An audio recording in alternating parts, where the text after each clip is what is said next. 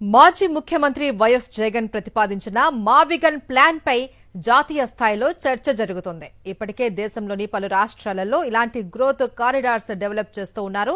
వాటిని దృష్టిలో ఉంచుకునే జగన్ మావిగన్ ప్లాన్ ను ప్రతిపాదించారు.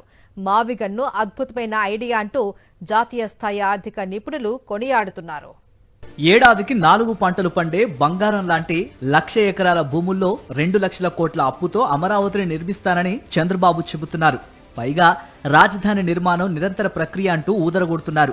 ఎన్ని దశాబ్దాలకు నిర్మాణమవుతుందో తెలియని అమరావతికి ప్రత్యామ్నాయంగా వైఎస్ఆర్సీపీ అధినేత మాజీ ముఖ్యమంత్రి వైఎస్ జగన్ ఒక అద్భుతమైన ప్లాన్ ని ముందుకు తెచ్చారు. అమరావతితో కలుపుకొని మచిలీపట్నం, విజయవాడ, గుంటూరు నగరాలను కనెక్ట్ చేస్తే రాష్ట్రాన్ని అభివృద్ధిలో పరుగులు తీయించే ఒక గ్రోత్ కారిడార్ రూపుదిద్దుకుంటుంది. ఇదే వైఎస్ జగన్ ప్రతిపాదించారు. ఇది అద్భుతమైన ఐడియా అని జాతీయ స్థాయి ఆర్థిక నిపుణులు చెబుతున్నారు. ఆంధ్ర రూపురేఖల్ని మార్చివేసే వైఎస్ జగన్ ప్లాన్ లో Machilipatnam port, Vijayawada airport, railway junction, గుంటూరులో ఇండస్ట్రియల్ ఏరియా ఉన్నాయి. ఈ 3 నగరాలను కనెక్ట్ చేయాలని ఆయన సూచిస్తున్నారు. వీటిని కలుపుతూ నేషనల్ హైవేస్ ఉన్నాయి, సముద్ర మార్గం ఉంది, ఎయిర్పోర్ట్ ఉంది, దేశంలోని ప్రధాన నగరాలను కలిపే పెద్ద రైల్వే జంక్షన్ ఉంది. అన్నింటికీ మించి చదువుతున్న, ఎంతో తెలివైన, కష్టించి పనిచేసే జనం ఉన్నారు.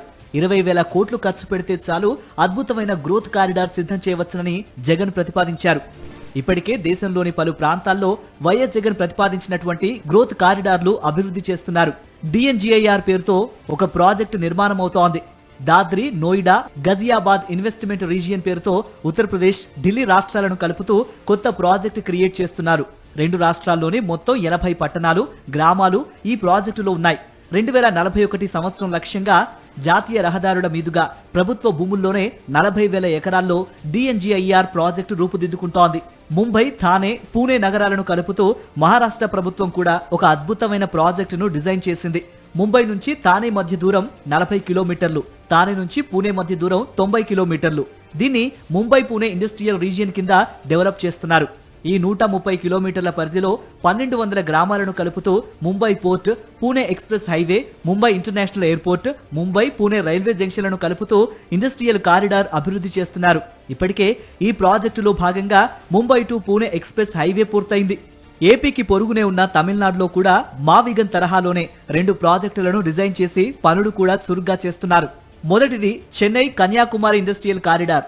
చెన్నైలోని సి, కన్యాకుమారిలోని కే తీసుకుని సికేఐసి పేరుతో చెన్నై కన్యాకుమారి ఇండస్ట్రియల్ కారిడార్ ను సౌత్ ఈస్ట్ ఏషియాలోనే అతిపెద్ద ఎకనామికల్ కారిడార్ గా డిజైన్ చేశారు. రెండోది సిబిఐసి అంటే చెన్నై బెంగళూరు ఇండస్ట్రియల్ కారిడార్. చెన్నైలోని సి, బెంగళూరులోని బి అక్షరాలు తీసుకొని ఈ సిబిఐసి కారిడార్ రూపొందించారు.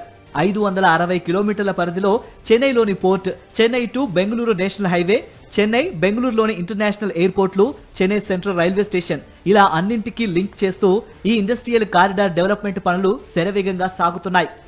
ఇలా చెప్పుకుంటూ పోతే ప్రతి రాష్ట్రం పొరుగు రాష్ట్రాలను లింక్ చేసుకుంటూ పోర్టులు, ఎయిర్పోర్ట్లు, జాతీయ రహదారులు, రైల్వే జంక్షన్లతో పాటు ఆయా ప్రాంతాల్లోని జనసాంద్రత ఆధారంగా ఆయా ప్రాంతాలను లింక్ చేస్తూ గ్రోత్ సెంటర్లను అభివృద్ధి చేసుకుంటున్నాయి. వైఎస్ జగన్ చెప్పిన మావిగన్ కూడా ఇలాంటిదే. మచిలీపట్నం, విజయవాడ, గుంటూరు నగరాలను కలుపుతూ గ్రోత్ కారిడార్ అభివృద్ధిని ప్రతిపాదించారు. ఈ 3 ప్రాంతాల్లోనే చంద్రబాబు చెప్పే అమరావతి కూడా వస్తుంది కదా. మరి మావిగన్ ప్రతిపాదనకు తెలుగుదేశం జనాలు ఎందుకు అల్లాడిపోతున్నారు? చంద్రబాబు భూములు తీసుకున్న 29 గ్రామాలతో పాటు మొత్తం 800 గ్రామాలు బాగుపడతాయి కదా మావిగన్ గ్రోత్ కారిడార్తో. మనం ప్రపంచంలో ఉంటూ మన కళ్ళు అమరావతిని మాత్రమే చూస్తూ జనాన్ని గుడ్డివాళ్ళుగా అనుకుంటే ఎలా? మచిలీపట్నం, విజయవాడ, గుంటూరు నగరాలు వాటి మధ్యనే ఉంటే గ్రామాల్లో మొత్తంగా మావిగన్ ఏరియాలో 50 లక్షలకు పైగా జనం నివసిస్తున్నారు. ఈ మొత్తం జనాభా గ్రోత్ కారిడార్ పరిధిలోకి వస్తారు. అందరూ కలిసి ప్రాంతమంతా ఓవరాల్ గా అభివృద్ధి చెందుతుంది. వైఎస్ జగన్ ఏది చెప్పినా టీడీపీకి, ఎల్లో మీడియాకు ఎగతాళిగానే ఉంటుంది. ఎల్లో గ్యాంగ్ కు లోతైన ఆలోచన ఎలాగూ లేదు. ఎల్లో విషం చిమ్మి విధ్వంసం చేయటమే వాళ్లకు అలవాటని 40 ఏళ్ల ఆ పార్టీ చరిత్ర చెబుతోంది. ఏపీ విధ్వంస రచనకు అంకురార్పణ జరిగిన రోజే ఏపీ భవిష్యత్తు 40 ఏళ్లు వెనక్కి వెళ్ళింది. ఒక్కసారి గెలిచిన జగన్ విద్య, వైద్య రంగాల్లోనే కాదు ఏపీ ఇండస్ట్రియల్ రూపురేఖల్నే మార్చివేశారు. పోర్టులతో రాష్ట్ర ఆర్థిక వ్యవస్థను పటిష్టం చేయటం కూడా కళ్ల ముందే కనిపిస్తోంది. ఢిల్లీ, యూపీ రాష్ట్రాలు, మహారాష్ట్ర, తమిళనాడు ప్రభుత్వాలు చేపట్టిన గ్రోత్ కారిడార్లు చూస్తున్నందునే జాతీయ స్థాయి ఆర్థిక నిపుణులు కూడా జగన్ ప్రతిపాదించిన మావిగన్ ను ప్రశంసిస్తున్నారు. తెలుగుదేశం నాయకులు లోతుగా ఆలోచించి తెలివైన నిర్ణయం తీసుకుంటే భవిష్యత్తు తరాలు బాగుపడతాయి. మావిగన్ గురించి రాష్ట్రంలో తరతరాలుగా చెప్పుకుంటారు.